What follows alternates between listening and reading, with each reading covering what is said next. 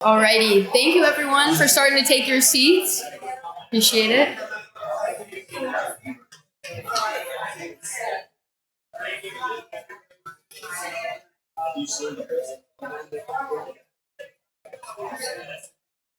My name is Lily Tyson. I'm this year's event manager. We are going to start the program, so please join me in welcoming Ali Manouchehri to the stage for our opening remarks.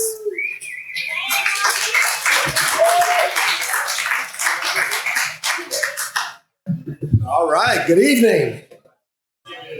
So we're gonna put you through some tears, through some laughter, and then just spend some time together, break some bread, and do what we've been doing for 4 years now. The remembrance, not just of D-Day, but just the proud moment that 27% of our company is made of veterans and spouses. So 4 years ago, when Kent and I were actually sitting out here having a glass and smoking a cigar, Mike Meese allows us to do these things on campus. So if you have a problem with it, you can talk to the general. But good evening, everyone. Thank you for joining us to pause for a moment and remember and honor those that serve our nation. Courage crossed the sea so freedom could be endured. And 82 years ago, Allied forces stormed the beaches of Normandy, and D-Day was marked. A turning point in history, defined by courage, sacrifice, unity, purpose, in the face of immense uncertainty. As we approach our nation's 250th anniversary, our nation, and I will say our empire, a lot of people are afraid to say that, but we are the ones that put order to this great planet. And I'm reminded of my moment of how I'm here, of America welcoming my grandmother in 1976, 3 years before the Iranian Revolution happened, and then the Iran-Iraq War, that our family was welcomed here. So I take great pride of a nation that allowed immigrants to be here and to serve in a different way.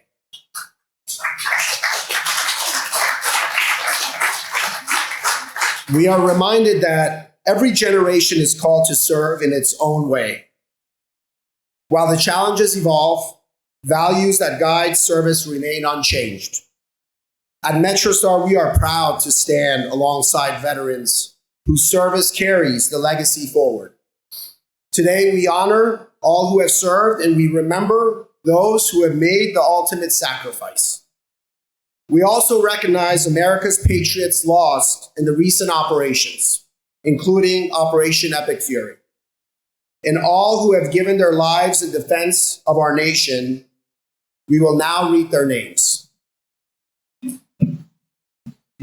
Master Sergeant Tyler Simmons, Major Ariana Savino, Technical Sergeant Ashley Pruitt, Captain Seth Koval, Major John Klinner, Captain Curtis Angst, Sergeant Benjamin Pennington, Sergeant First Class Noah Tietjens, Major Jeffrey O'Brien, Captain Cody Cork, Chief Warrant Officer 3 Robert Marzon, Sergeant Declan Cody, Sergeant First Class Nicole Armour. Please join me in a moment of silence.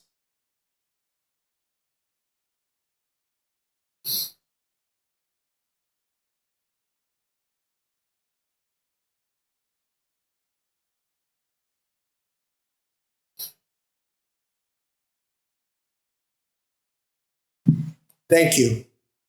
Before we continue the program, I would like to invite General Mike Meese, my friend, mentor, a client, and a mission that we have served for over 2 decades. Armed Forces Mutual President, to stage to deliver the invocation.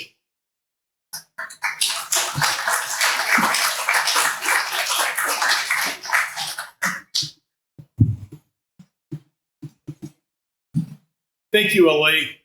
I thought it would be appropriate to turn back 82 years to the prayer that Franklin Roosevelt said on the radio on the night of June 6th, 1944. This prayer that I'll say is adapted from that. What he said was, in this poignant hour, I ask you to join with me in prayer, and today I ask you to join with me as well. Almighty God, we remember those who crossed the sea to undertake a mighty endeavor, a struggle to preserve our republic and our civilization, and to set free a suffering humanity. Those serving are drawn from the ways of peace. They fight not for lust of conquest. They fight to end conquest. They fight to liberate. They fight to let justice arise and tolerance and goodwill among all people. They yearn but for the end of battle, for their return to the haven of home. And, O Lord, give us faith. Give us faith in Thee, faith in our sons and daughters, faith in each other, faith in our united crusade. Let not the keenness of our spirit ever be dulled. Let not the impacts of temporary events or of temporal matters of but fleeting moment, let these not deter us in our unconquerable purpose. With Thy blessing we shall prevail over all the forces of our enemy. Help us to conquer the apostles of greed and racial arrogances. Lead us to the saving of our country and with our sister nations into a world unity that will spell a sure peace, a peace invulnerable to the schemings of unworthy men, and a peace that will let all of us live in freedom, reaping the just rewards of our honest toil. Thy will be done. Amen. Now I'd be followed by Mike Oliger.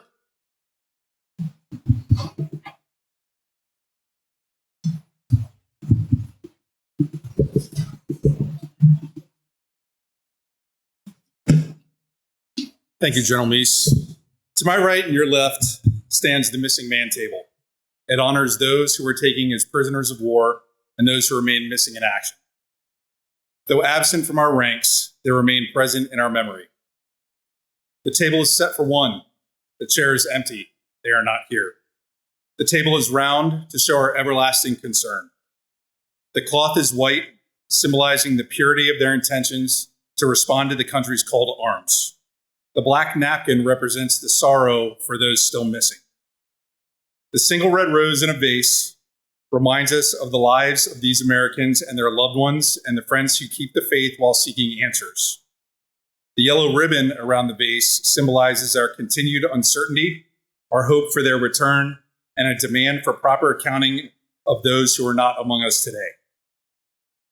A slice of lemon on the plate reminds us of their bitter fate, captured or missing in a foreign land while serving our country. Grains of salt on the plate remind us of the countless fallen tears of families who continue to long for answers. An inverted glass symbolizes their inability to share a toast. The lighted candle reflects hope that our missing will return someday. The Bible represents the strength gained through faith to sustain us and those lost from our country, founded as one nation under God. Today, each of you is provided with water to check in. In keeping with military tradition, we raise water, not in celebration, but in remembrance. It is a simple gesture that reflects humility, respect, and gratitude for those who cannot be with us. Ladies and gentlemen, please raise your water. Please join me in a toast to our missing comrades.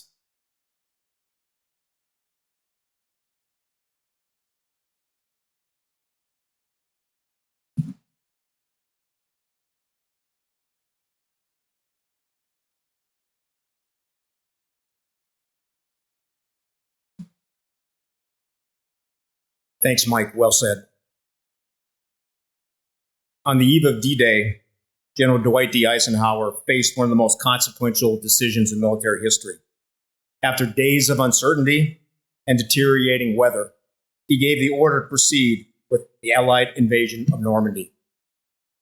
On a night just like tonight, the day before D-Day, couriers carried a message to all of the units, and the leaders of those units read the following message to their soldiers, to their airmen, and to their sailors as they boarded ships and aircraft.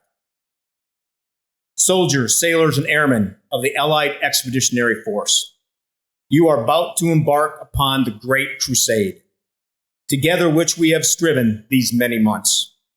The eyes of the world are upon you. The hope and prayers of liberty-loving people everywhere march with you. In company with our brave allies and brothers in arms on other fronts, you will bring about the destruction of the German war machine, the elimination of Nazi tyranny over the oppressed peoples of Europe, and security for ourselves in a free world. Your task will not be an easy one. Your enemy is well-trained, well-equipped, and battle-hardened. He will fight savagely. But this is the year 1944. Much has happened since the Nazi triumphs of 40 and 41. The United Nations have inflicted upon the Germans great defeats in open battle, man to man. And our air offensive has seriously reduced their strength in the air and their capacity to wage war on the ground. Our home fronts have given us an overwhelming superiority in weapons and munitions of war and placed at our disposal great reserve of trained fighting men. The tide has turned. The free men of the world are marching together to victory. I have full faith and confidence in your courage, devotion to duty, and skill in battle. We will accept nothing less than victory. Good luck, and let us beseech the blessings of Almighty God upon this great and noble undertaking. Dwight D. Eisenhower, Supreme Allied Commander. When we hear those words, we think that victory is assured. We think, since we know the outcome already, that it was a sure thing, but nothing could have been further from the truth. There are a lot of unknowns: the weather, the tides, the enemy. Were we walking into a trap? And then there was the invasion force itself. Most of them had been in uniform less than 1 year. They were all new recruits. Most of them had never been in battle before. And most of them were the age of the average college sophomore. Think about what you were doing when you were 18, 19, or 20. For those of us that are parents or aunts or uncles, what our kids, our daughters, and our sons are doing at 18, 19, and 20. He was so concerned, and there was such an unknown, that he prepared a second message, should the landings fail. And this is that message. Our landings in Cherbourg, Le Havre area have failed to gain a satisfactory foothold, and I have withdrawn the troops. My decision to attack at this time and place was based upon the best information available. The troops, the air, and the Navy did all that bravery and devotion to duty could do. If any blame or fault attaches to the attempt, it is mine alone. The order of the day, the failure note, revealed two sides of leadership: confidence in those entrusted with the mission and accountability for its outcome. Despite immense uncertainty and fierce opposition, the courage and sacrifice of Allied forces helped change the course of history. Today, we remember those who answered the call and made victory possible. Ryan.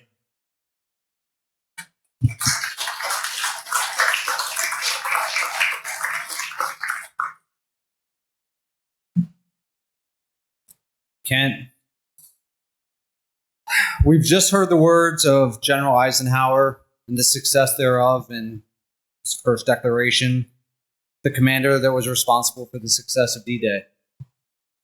But history is not only shaped by commanders, it is lived by ordinary people called to extraordinary service. Today, the tear-jerking part that Ali mentioned, members of MetroStar's veteran community will share firsthand accounts from those who experienced D-Day. From the beaches of Normandy to the ships offshore, to the skies above, and the families waiting at home. As you listen, consider not only what they did, but what they had to endure.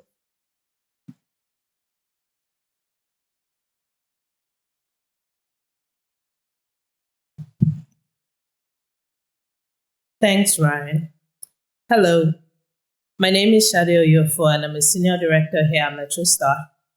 I served in the Army as an electronic intelligence analyst from 1996 to 2003. Today, I'll be reading an excerpt from the recollections of Staff Sergeant Arnold Lambert, a medic with the 16th Infantry Regiment, 1st Infantry Division, who landed in the first assault wave at Omaha Beach. I landed with the first assault waves on Omaha Beach. The cold surf was already filled with wounded men drifting in the currents. Our landing craft had come under heavy machine gun and mortar fire from the bluffs above, and the water around us churned with bullets and shrapnel. Almost immediately, I was hit, first by fragments that knocked me out, then by a steel obstacle that collapsed onto my back when an explosion shook the surf.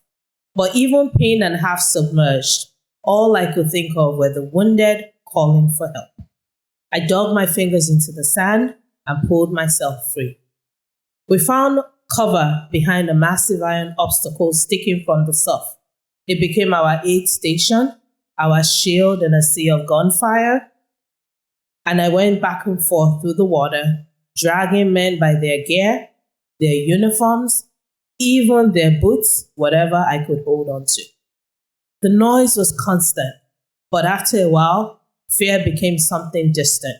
What mattered were the hands reaching out towards me and the eyes begging not to be left in the tide.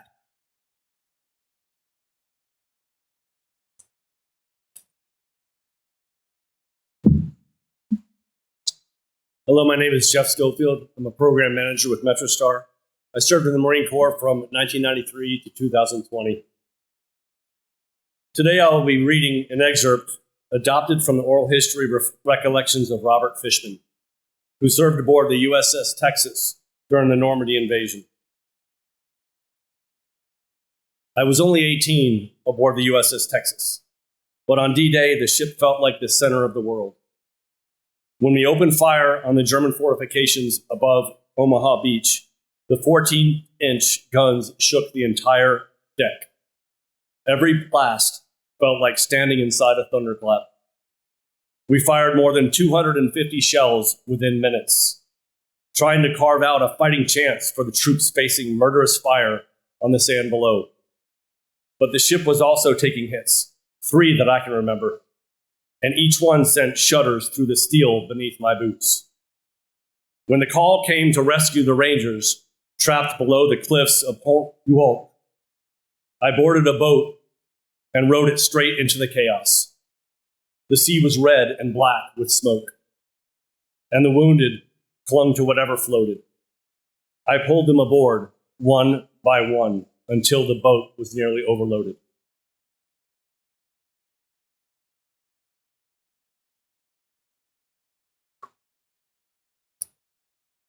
Hello, my name is Doug Edwards. I am the Senior Director for Space and Air Force Business Development at MetroStar, and I served in the Air Force as a pilot for 25 years.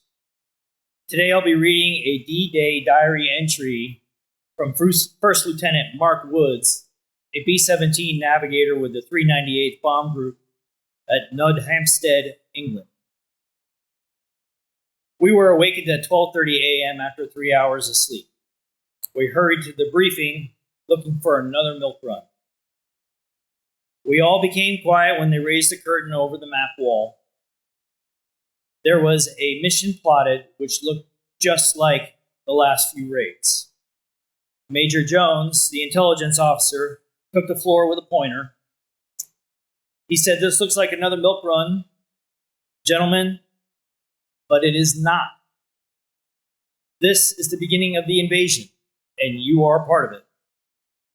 Everybody was more or less stunned. I think I shook a little.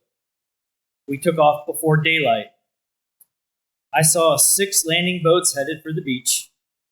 Bombs went away with 2 puffs of flak. I saw hundreds of planes. Security was perfect.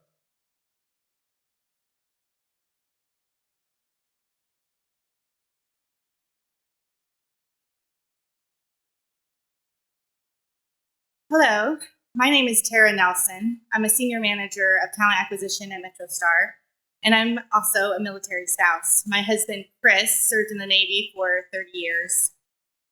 And today I will be reading a D-Day letter from Sylvia Weiner, a New York City social worker, writing to her husband in the service. Well, D-Day, it has come. So long awaited, so feared, so rejoiced. Such release, such new tenseness, such excitement, such quiet. Well, as all of these feelings and emotions were expressed and felt by the American people today, as you can well understand, people, including me, were torn between feelings of gladness that the beginning of the end has come and the fear of great sacrifices. So much for the general feeling, dearest, except that I want to tell you that the whole thing is being handled in the usual exciting American manner. Until blow-by-blow descriptions, comments by radio, long discussions on meager information in the newspapers, and a day of prayer by the mayor, workers, and the president.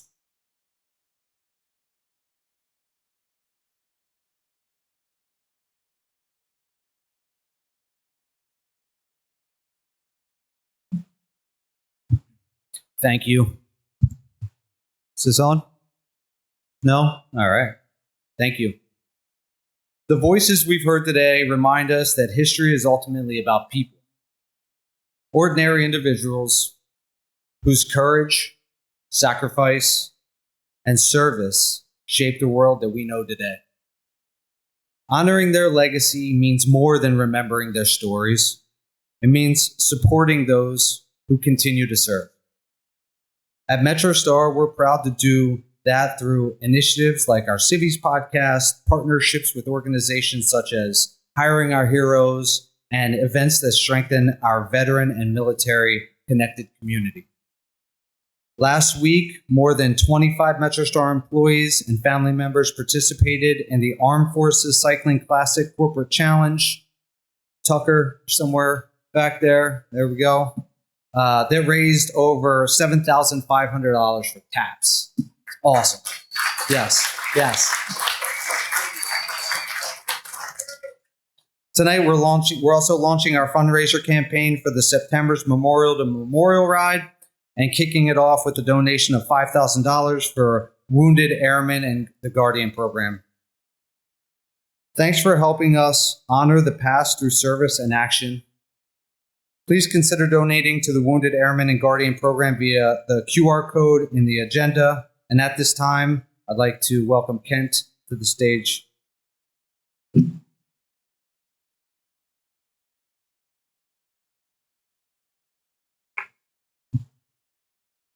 So as many of you know, my typical battle buddy up here is Cedric George. And unfortunately, he couldn't be here tonight. He's taking care of some personal matters. So I want to give a special thanks to Ryan Abbott and Mike Olinger, who stepped in at the very last minute to help out. Really appreciate it.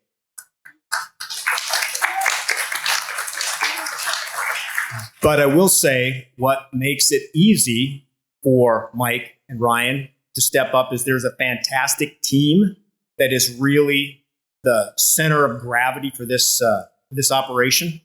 I'm hesitant to call them up here all at once because this event may collapse completely because they truly are the foundation.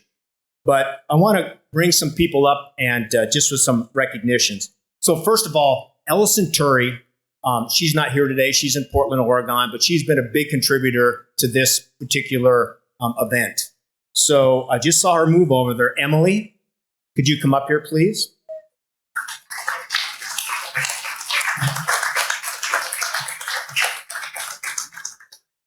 Right over here. Yeah. So if you wonder who does the tent and who does the food and who does the tables and who does all of that kind of stuff, Emily is our logistician. She does all the work and does a great job. So Emily, thank you very much. Now, if you're wondering who does things like this, so Greg and Derek, could you come up here, please? Come on.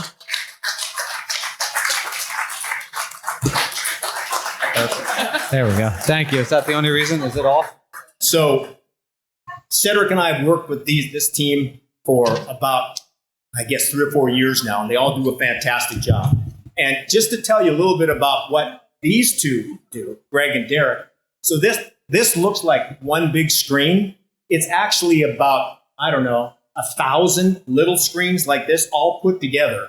And this is this kind of stuff that they're able to do technically. And then when you look artistically, you look at the graphics that went along with this thing, you understand just how talented and how dedicated these folks are. So thank you so much. And you know, every team needs a captain, every orchestra needs a conductor, and our conductor is Lily.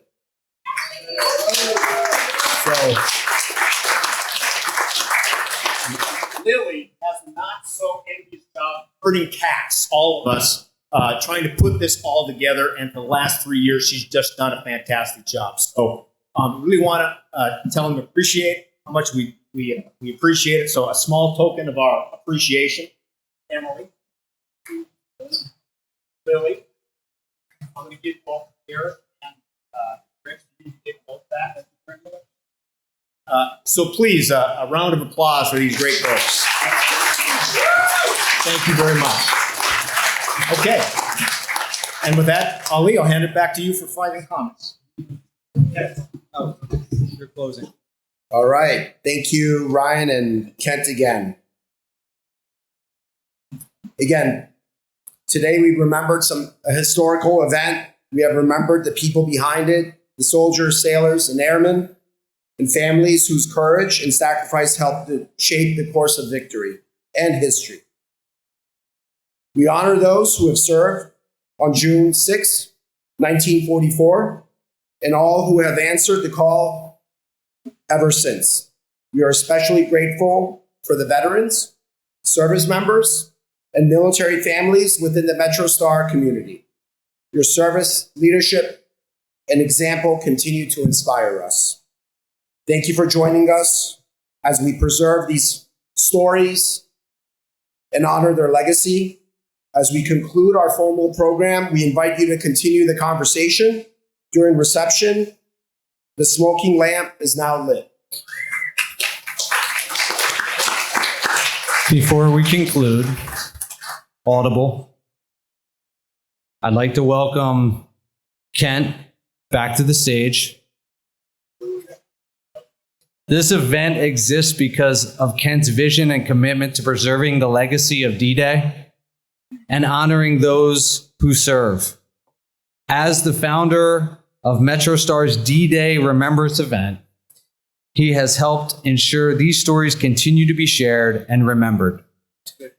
We want to thank Kent for his leadership, his service, and the lasting impact he has made on the MetroStar community. Please join me in recognizing Kent.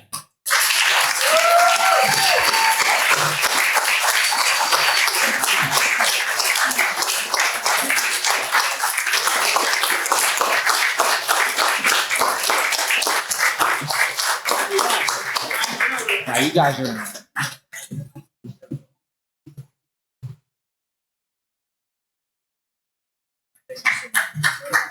Thank you. Let the festivities begin.